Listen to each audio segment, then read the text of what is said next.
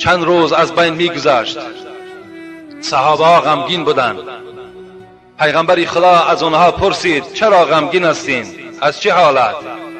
گفتند پیغمبر خدا از روزی که دجال را برای ما خبر دادی، آمدن او را برای ما آگاه کردی، عملهای او را ما فهمیدیم، یک وهم بر بالای ما آمدگی هست که حتی گمان میکنیم یا این ساعت یا ساعت دیگر دجال بالای ما هجوم میکنه.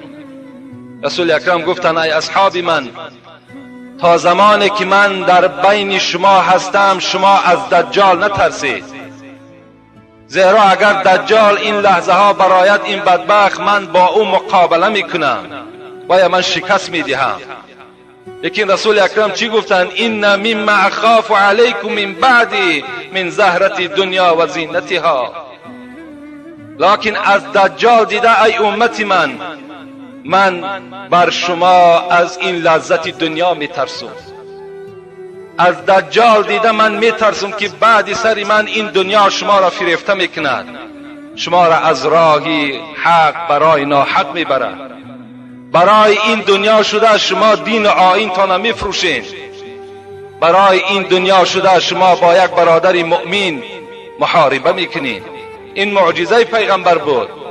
وقتی رسول اکرم از دنیا گذشتن فتنه ها سر شد، جنگ ها بین مسلمان ها شروع شد، صدها هزار صحابه های پیغمبر بین مسلمان ها بین یکدیگر کشته می شدند. رسول اکرم گفتن از این من می ترسم از شما، از دجال دیده از محبت دنیا بر شما می ترسم. امروز محبت دنیا بر بسیاری بندگانش حمله خود چه کرد، کاری خود چه کرد. این محبت دنیاست که امروز برادرای ما و شما در پهلوی ما و شما ایستاده نماز جمعه نمیخوانند. این محبت دنیاست که امروز معرکه های ما و شما از معرکه های مشرک و از معرکه کافر هیچ فرقی ندارد. این محبت دنیاست.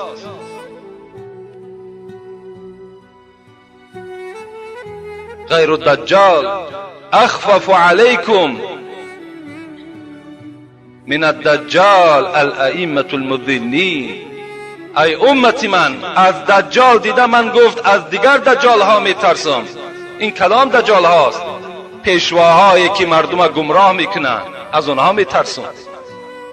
زمانی می شود که این محرابی که جای محاربه است، محراب نامش جای حرب است، باید که عالم باید داملا با شیطان در اینجا محاربه کند، لکن همون عالم از شیطان هیچ کمی ندارد، خود شیطان شده است، خود مردم به سوی مردود و به سوی فسق و فساد میبرد. رسول الله گفتن از اینها من میترسم، از دجال دیده.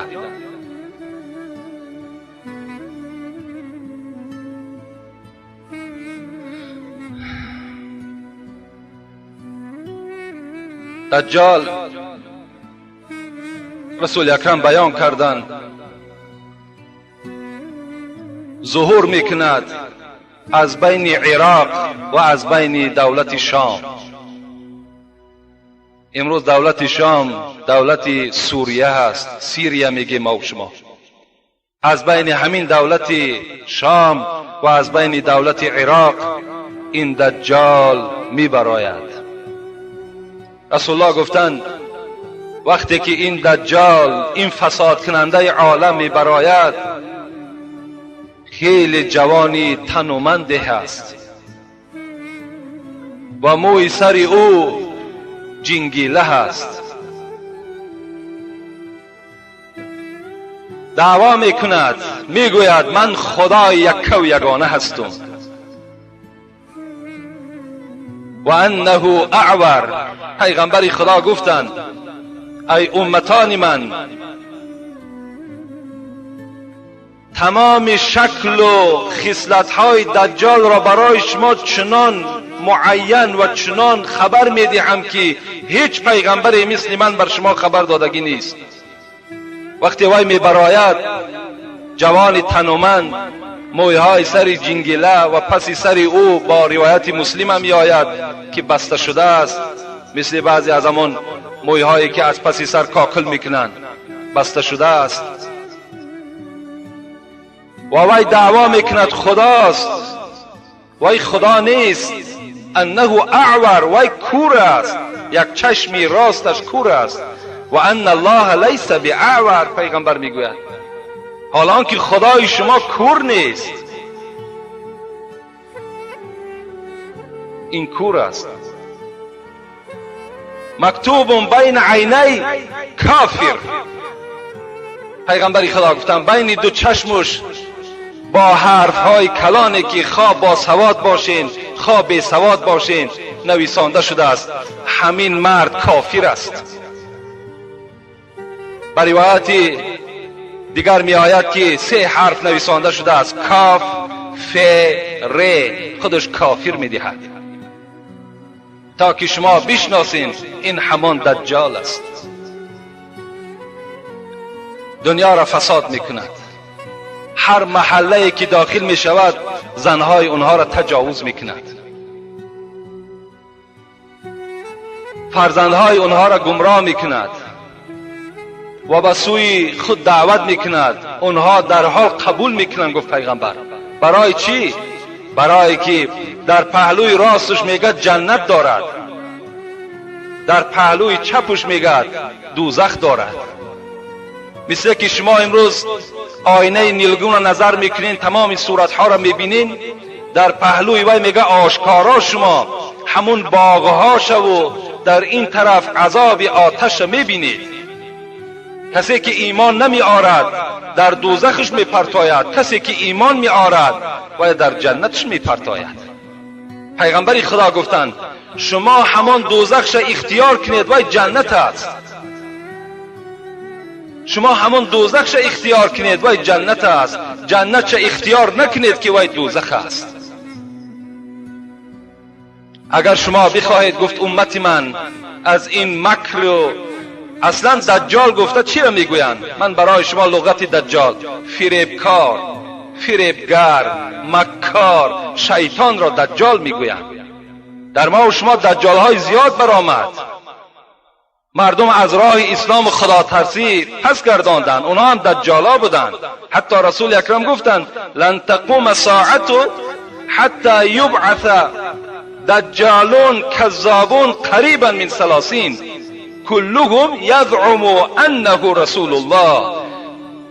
تا این دجال کلانی 30 دجال دیگر گفت پیغمبری خدا می براید که هر کدامی او دعوا میکنن که ما پیغمبری خدا هستیم، حال آنکه اونها پیغمبر نیستن، اونها دجال هستند. دجال های زیاد ما و شما، خدا را شکر که ما و شما چندین دجال ها را زیر خاک در دوزخ سپاریدیم. باز دجال های دیگر امروز در دولت های غرب حکمرانی دارند، اینا هم دجال هستند.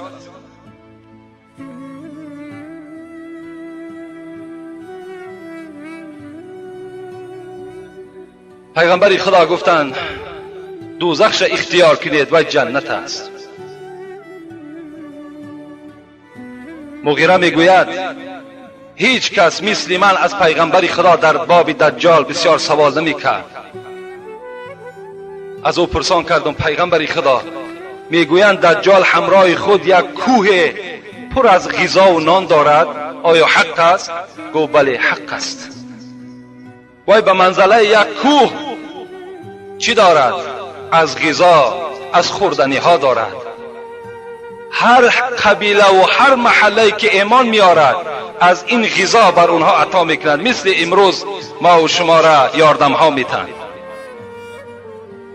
بعضی یاردمی که خالصانه و بشردوستانه باشد میلش، لکن یاردم هایی که برای تبلیغ دین نصرانی و دین یهودی باشد او حرام برای ما و شماست. خدایا از این ما به سوی تو پناه طلب میکنیم. کوهی از غذا دارد، ایمان میاری مرحمت گیر، ایمان نمیاری در دوزخ قتلت میکنند میپرتاید. هر جایی که ایمان میارد میگد اون سرزمین همه سبزگار میشود، تمامی میوه ها میوه میاندازند. دجال آسمان امر میکرده است ببار، میباریده است. زمین را میگفته است برویان.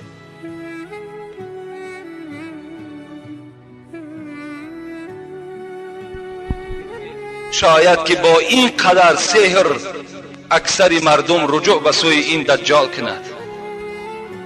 امروز بسیاری از جوانای ما و شما که از گفتن هم مانده شدیم، یک فالبین باور میکند. پس دجال به این قدر بزرگی و به این قدر سحر و جادو و چل باور نمیکند. باور میکند که این همون خداست. نعوذ بالله.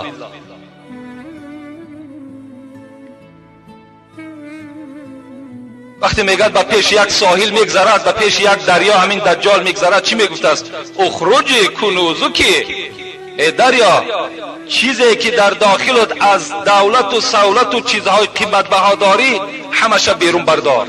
همش بیرون برداشته میشده است. از پسش میگد مثل سگی که از پسی صاحبش میرود، مثل از پسی دجال همین تمام دولت و سهولت حرکت میکرده است. این سحر ببین، این حالت ببین.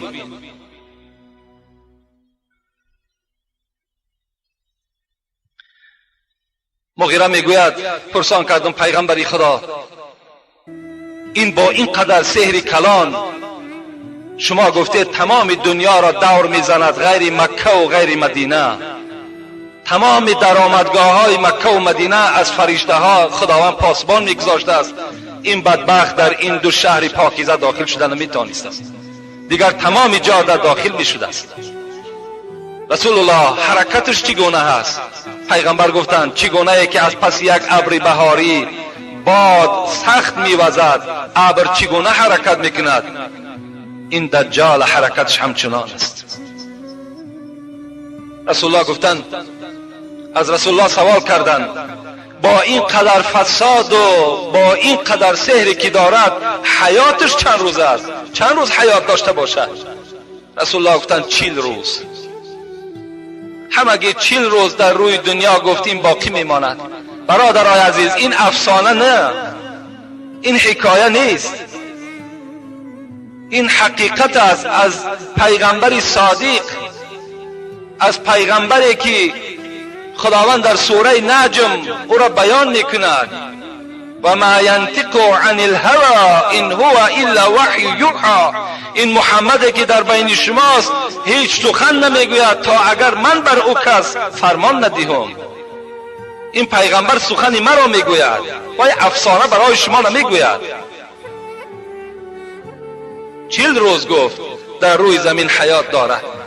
تا که رسول الله بیان کردند یکم روزش گفت مثل سال است.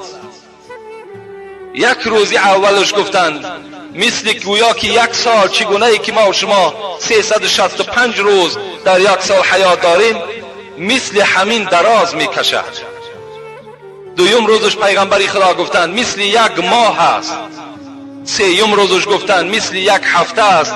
باقی 37 روزش مثل روزهای ما و شماست.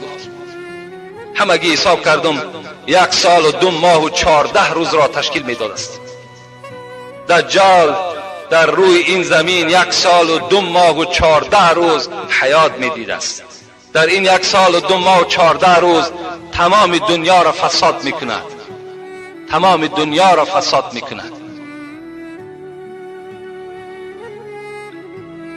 وقتی میگد میآید در ریگزارهای مدینه، ریگزارهای مدینه در وقتی که میرسد، مادامی که برای دجال داخل شدن مکه و مدینه هیچ شرایطی ندارد، زیرا فرشته ها در پاسبانی این دو شهر مقدس ایستادگی هستند، میگوید مکه و مدینه 3 بار زمین جنبی سخت می شود. تمام کافرها میگد گمان میکنند که این زمان یا زمانی دیگر این شهرها بالای اونها چپه می شود و اونها از این مکان چکار میکنند؟ از این مکان بیرون میبرایند. کافر و منافق همه بیرون از مدینه و مکه میشوند و به نزد دجال آمده ایمان میارند. مکه و مدینه خالی از منافق و از کافر میشود. در داخلش فقط مؤمن ها و مسلمان های حقانی میمانند و دیگر اینها را چکار میکند؟ خداوند جداشون میکند. امروز شما اگر مکه و مدینه سفر کنید، بعضی از حاجی هایی که نام حاجیگی را حرام کردگی هستند اونها را میبینیم که در این سرزمین های مقدس با همون عملهای منافقی و کافری خودشان با تمامی کردارهای ناخوب دست زده ایستادند، لیکن ما و شما آنها را نمیشناسیم کدامش کافر کدامش منافق است. خر عیسی گر برش به مکه، گرچه آید هنوز خر باشد. عاقلان این سخن نکو دانند، زاده خر همیشه خر باشد. البته آدم ناپاک، آدمی که به قدر حج نمیرسد، به قدر اون مکان مقدس نمیرسد، وقتی بیاید همون خر است. همون عادتهای نامعقول و منافقانش همون عادتها باقی میمانند. رسول الله گفتن 3 بار تکان میخورد. این 3 بار مثل که از ایلک چگونه ای که آرد بیخته می شود و چرکی او جدا کرده می شود، این چرک ها همه به نزد دجال می آیند و به دجال ایمان می آرند. حتی رسول اکرم گفتند از همین مدینه یک جوانی گفتند نزد همین دجال می آید. پاسبان های دجال این جوان می بینند، می گویند آیا به خدای ما ایمان می آری؟ می گوید نه، من بر خدای شما ایمان نمی آرم. آنها این جوان می دارند و نزد خدای خود دجال می برند. دجال وقتی این جوان می بیند می گوید بر من ایمان می آری؟ اتؤمنو بی؟ ایمانی بر من می آری؟ می گوید نه، من بر تو ایمان نمی آرم. می گوید بر پشت بخوابانینش، عذابش دهین. وقتی عذابش میدهند از جاش میخیزانند، ایمان میآری بر من که من خدا هستم؟ این جوان میگوید نه، من ایمان نمیآرم بر تو، تو دجال هستی. وقتی این سخن دجال میشنود به جانب همون کسانی که در اطرافش جمع شدند ایمان آوردند میگوید اگر این جوان را الحال من 2 پاره کنم و باز این را 1 جا کنم، آیا شما را باوریتان به خدا بدن من زیاد می شود؟ میگویم بله زیاد می شود. جوان به پشت می خوابانند. رسول اکرم حکایت دارد و از تار سرش میگه دجال تا پایان پا 2 پاره میکند و باز فرمان میدهد قم، خیز از جات. میگه این 2 بریده شده 1 جا میشود، این جوان از جای خود میخیزد. این سحر بینین. دجال میپرسد اکنون بر من ایمان آوردی؟ میگوید اکنون من دانستم که تو همون دجال هستی که پیغمبری خدا خبری تو را بر ما دادگی هست. اکنون من حس کردم که همون دجالی که پیغمبری خدا برای ما حکایت کرده بود برای من معین شد که تو همون دجال هستی. امام مهدی می آید. امام مهدی کیست؟ امام مهدی برای محاربه با این دشمن خدا، با این دجالی که اینقدر بزرگی و اینقدر سحری کلان را صاحب هست که دنیا را همه را فساد دارد، محاربه میکند. امام مهدی را ام سلمه میگوید پیغمبر خدا گفتند المهدی من عترتی من ولد فاطمه، مهدی این از اولاد من است، از فرزندهای فاطمه است. این از پشت امام حسن است، از فرزندهای امام حسن به دنیا می آید. امام مهدی در مدینه منوره تولد می شود و جای وفاتش از روی حدیث حضرت علی در بیت المقدس در فلسطین، در همون مکانی که امروز مسلمان ها خیلی عذاب و شکنجه دارند، اونجا دفن می شود. رسول اکرم گفتند لا تذهب الدنیا حتى يملك العرب رجل من اهل بیته یواطئ اسمه اسمی. دنیا به آخر نمیرسد گفت پیغمبر خدا تا اگر شخص از اولاد من در دنیا پادشاه نشود که نام او به نام من مانند است، نام پدر او نام پدر من است، نام مادر او نام مادر من است. این مهدی الحال نبرآمده است. الحال وقتی که اگر مهدی تولد شود پیغمبر خدا گفت نظر بر او کنین وای پدرش عبدالله نام دارد، مادرش آمینه نام دارد. یملأ الارض قسطا و عدلا کما ملئت ظلما و جورا. پیغمبر خدا گفتند وقتی مهدی می آید دنیا را چنان عدالت و انصاف فرا می گیرد چگونه که ظلم و جور فرا گرفته بود. همه را دور می کند، عدالت جاری می کند. المهدی منی. پیغمبر خدا حدیث های بیشمار در باب مهدی حتی به حد تواتر می رسد. المهدی منی اجل الجبهتی و اقن الانفی. پیغمبر خدا گفتند مهدی گفتند پیشانهش خیلی مثل پیشانه من پهن هست و بالای بینی امام مهدی بلند هست. گفت مثل بینی من.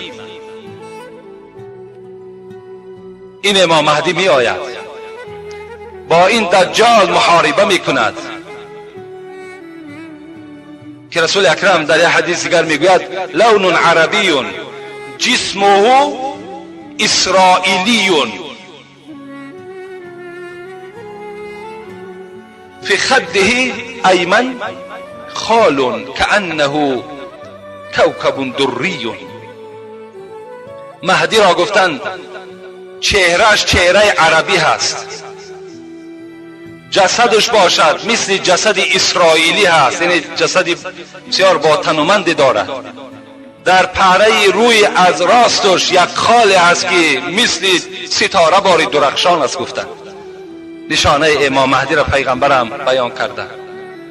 این حضرت با دجال محاربه می کند لکن قوت امام مهدی به دجال نمی رسد. در دمشق است میگد، در همین سوریه هست. نماز بامداد می خواهد که شروع کند. این زمان میگد از جانب شرق یک روشنی را می بیند که در شانه دو فرشته دستهای عیسی گذاشته شده و پایان دمشق شده ایستاده است.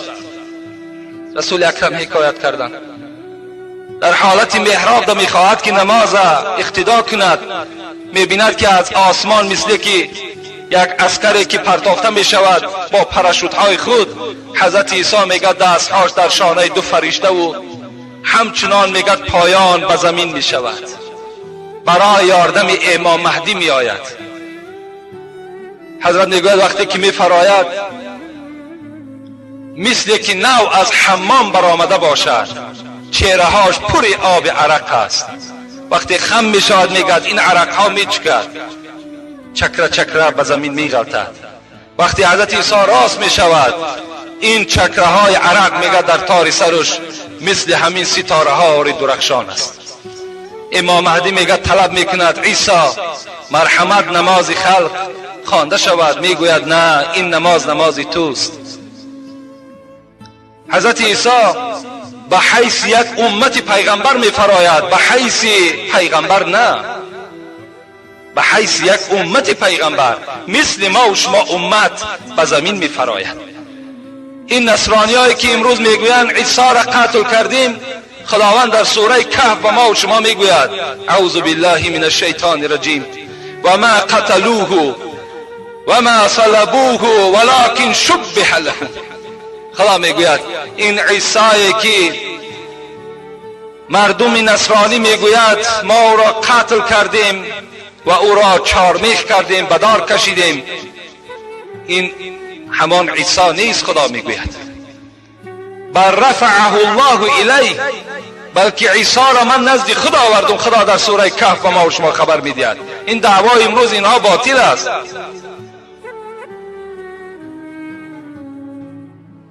وقتی که میگه حضرت عیسی یکی از قومهای خودش یهودی بود، نامش مفسرای را بیان کردگی هستند، نامش یهودی بود، میگد مکر کرد، فریب کرد، عیسی را به یک خانه آورد با همراهی 12 نفر از قومش. در همون خانه اونها را جا کرد و رفت مردم یهود خبر داد که عیسی در فلان خانه یک جای نشستند. این حکایه قرآنی است. مرحمت رفته و یک قتل کنید. اونها میگه وقتی که برای قتل حضرت عیسی می آیند به همون خانه‌ای که حضرت عیسی در همون داخل است. و مکرو، خدا را بینین در سوره آل عمران است، و مکرو و مکر الله والله خیر الماکرین. این مکر کرد، میگد این یهودی مکر کرد، آورد عیسی را در این خانه داخل کرد. بر او کس خبر نداد بر عیسی که الحال در اطراف خانه مردم بسیار احاطه کردند و تو را نیت قتل دارند، بلکه وی را به دیگر راهها به این خانه آورد تا که در عذاب اینها گرفتارش کند. این مکر کرد. خدا میگوید مکر کرد، من هم مکر کردم، لیکن من بهترین مکر کننده هستم. خداوند میگه همون یهودی که مکر کرده آورده بود وقتی در خانه می درآید، خداوند میگوید صورت همون عیسی را در صورت همون یهودی میپرتاید و عیسی را نزد خودش میبردارد. وقتی بیرون میبراید مردم یهودی میبینند که در چهره وی صورت عیسی است، همون به قتل میرساند. شما مکر کردین. خدا میگوید من بهترین مکر کننده ها هستم. راه بد مرو که بد افتی، چاه در راه مکن که خود افتی. خداوند عیسی را برداشته به آسمان برده بود. همون زمانی که دجال میبراید برای یاردم عیسی چیکار میکند؟ برای یاردم حضرت مهدی این عیسی را پایان میکند. خلاص نماز را میخوانند و حضرت عیسی چنان معجزه داشتن که نفسش مثل همون گازهایی که آدم را در حال نابود میکند مثل همون است. میگوید نفسی او را وقتی که بعد مشام کافر میرسد همون زمان به هلاکت میرسد. حضرت عیسی وقتی بیرون از همون مسجد که در احاطه دجال است، همون دمشق میگن، همون امام مهدی را در همون صورتی که حضرت عیسی فرآمده بود اون زمان میگه در احاطه دجال بود. دجال میخواست که این مهدی را همراه قومش نابود کند. وقتی حضرت عیسی که میبراید بیرون، چشم مبارکش به هر یک کافر میرسد، نفس مبارکش به هر یک کافر که میرسد همون زمان هلاک میشود. وقتی دجال میگد این معامله را میبیند، حس میکند این عیسی است و از اونجا میگد پای گریز میکند، میگریزد میآید. حضرت عیسی میگوید با قوم این دجال محاربه میکنند و همراه امام مهدی و آن کسانی که در دایره این دجال در آمده بودند اونها را به قتل میرسانند، همه اونها را نابود میکنند و از پس این بدبخت تا دروازه لود که در شهر فلسطین است و دست حضرت عیسی به روایت مسلم یک نیزه هست میگد، از پس همین دجال می آید و در همان نزد دروازه لود که در فلسطین واقع هست این نیزه را می پرتاید و این نیزه به بدن دجال می زند و دجال در اونجا به هلاکت می رسد. بعد این حضرت عیسی 7 سال حیات می بینند. بچه 33 ساله به آسمان رفتگی بود. 7 سال دیگر حیات می بینند. عمر حضرت 40 ساله مکمل می شود. بعد 40 سال مکملش این راوی های تاریخ می گویند که در پهلوی پیغمبر خدا در مدینه منوره دفن کرده می شود حضرت عیسی را. وقتی حضرت عیسی دجال به قتل می رساند، به نزد همون مردمی که خیلی عذابها از دست دجال کشیده بودند و ایمانی بر اون آورده بودند نزد اونها می رود. اونها را میگه دلتیی میکند، با اونها صحبتهای خوب میکند. همین زمان وقتی با صحبت اونها وابسته است که وحی می آید عیسی این مردم مسلمان را بگیر و بالای کوه تور که در فلسطین است بالای کوه تور برا، زیرا الحال یک قوم برآمد که اون یعجوج و معجوج میگویند. هیچ کس بر این یعجوج و معجوج غالب نمی آید. بسیار قوم بدکار است. از سبزه در زمین چیزی نمیماند. خشک، هر چیز خشک است میگد همراه خود میبردارند.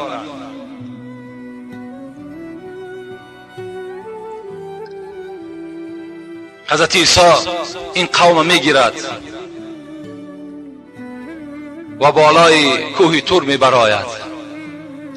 این یعجوج و معجوج که قصه این هم در سوره کهف است، این به قصه های حضرت اسکندر ذوالقرنین وابستگی دارد. حضرت اسکندر ذوالقرنین را که شخصیتش از کجا بودنش در یگان نص قرآنی آمدگی نیست.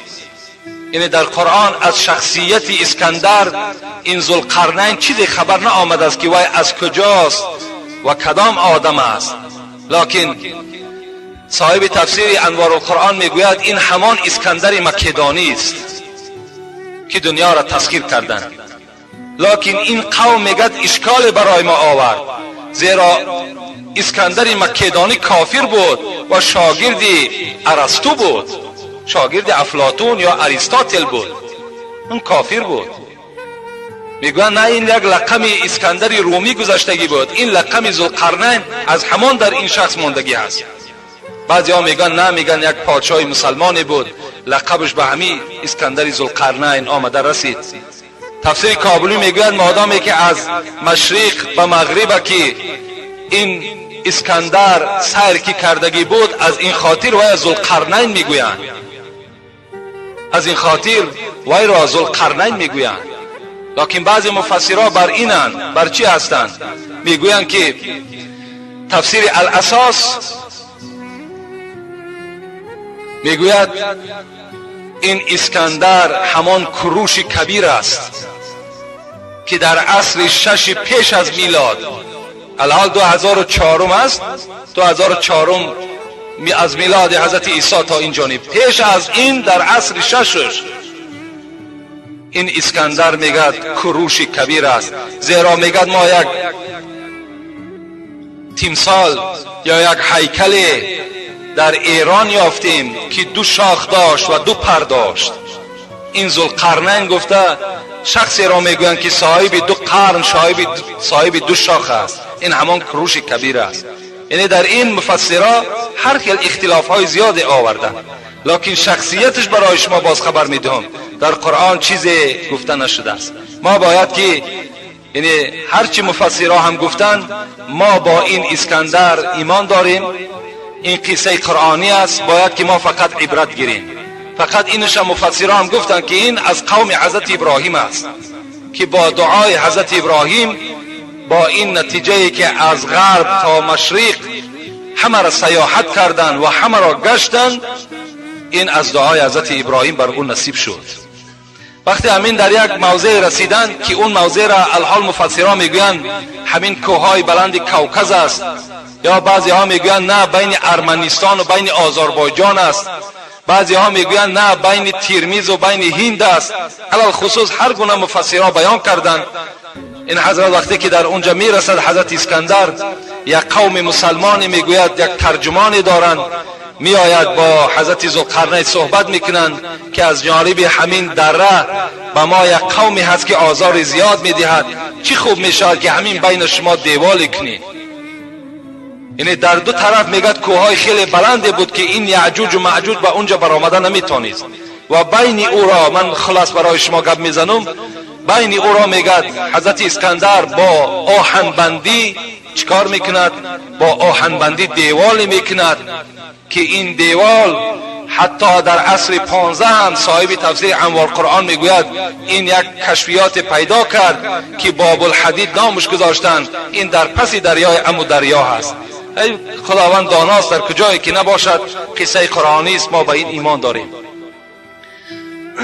و روز می شود که این یعجوج و معجوج از پس این دیوالی که حضرت اسکندر کردند اونها بیرون می شود.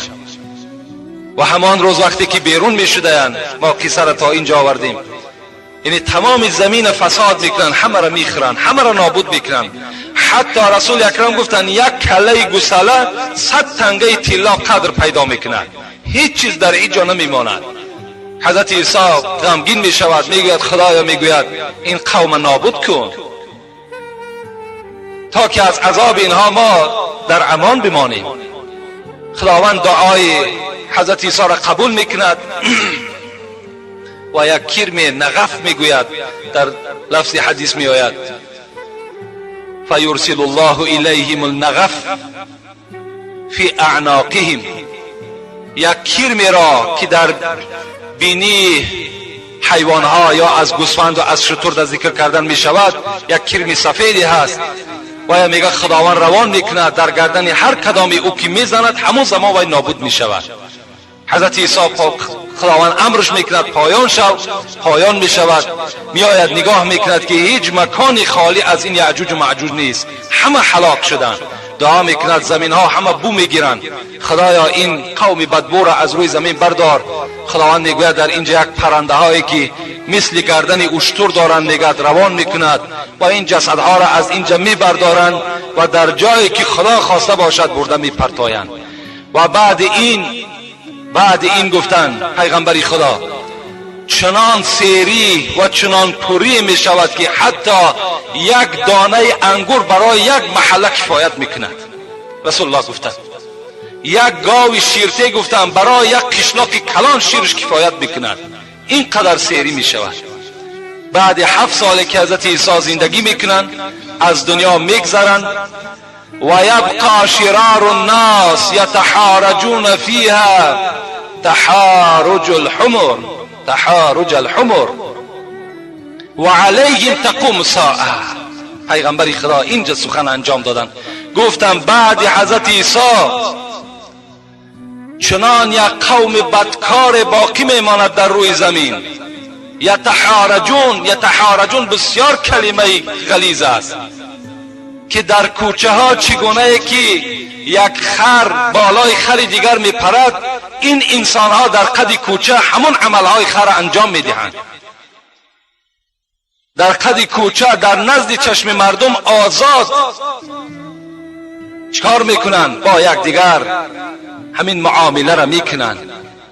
کما تحارج الحمر، مثل خرها چگونه یک پیغمبر گفت بالا یک دیگر میپرند، این مرد و این زنهای بدکار اون زمان این عمل را انجام میدهند. و علیهم تقوم الساعه. پیغمبر خدا گفت قیامتی که اینقدر دهشت دارد بالای انا همین قوم در نازل می شود. مؤمن ها قیامت نمی بینند، مسلمان ها این دهشت قیامت نمی بینند، مگر این دهشت گو خداوند انا همین قوم بدکار بالای اینها قیامت قائم می شود. و آخر دعوانا ان الحمد لله رب العالمین. فکر میکنم البته اگر چند مختصر در این بابم برای شما صحبت ها کردیم، لکن باز گشته میگم برای شما، میگویم که اینها یگان افسانه نبودند، بلکه اینها به خودشان حقیقت دارند. اینها را پیغمبر خدا برای ما و شما خبر دادند که زمان می شود که این گونه علامت ها ظاهر می شود و بعد این چی می شود؟ قیامت قائم می شود. خدا خواسته باشد موضوع قیامت را هم این جمعه آینده نه، بلکه شاید از جمعه های آیندهش در باب قیامت صحبت میکنیم که قیامت چگونه بالای بنده مؤمن است یا بنده غیر مؤمن است، چگونه می آید. انشاءالله از حالت اونها هم خدا اگر به ما و شما عمر داده باشد البته حکایت میکنیم. خداوند عاقبت همه ما و شما را به خیر بگرداند.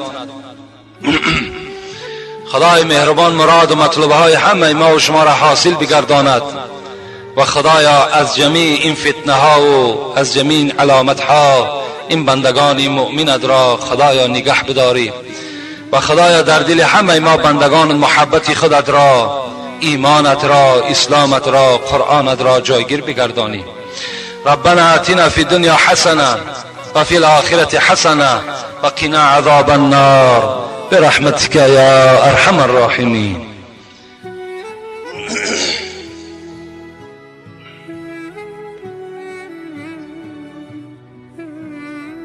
خیر احسان هایی که نزد ما شد، خداوند این خیر احسان ها را به درگاهش مقبول و مراد و مطلوب هایی که این برادرها دارند خدای با فضل کرمی خود برآورده خیر بگردانی. آمین یا رب العالمین. اینجا یک سوالی دادن. سلام حاجی محترم، ما خواهش داریم که درباره صحابه صحبت کنید. ان شاء الله در باب صحابه صحبت میکنیم. صحابه پیغمبر چگونه حیات گذرانیدند. اول ما همین موضوع قیامت انجام دهیم. و یک برادر دیگه الحال در باب ابو حنیفه سوال کردن که همین ابو حنیفه را حکایت کنید، که بسیاری برادرهای هستند که امروز ابو حنیفه را تحقیر میکنند. خاک به دهن هم خیل برادر که وقتی ابو حنیفه را او تحقیر میکند، او چه حق داره ابو حنیفه را تحقیر میکند؟ امام مالک شاگرد ابو حنیفه است، امام ابو یوسف شاگرد ابو حنیفه است، سفیان ثوری شاگرد ابو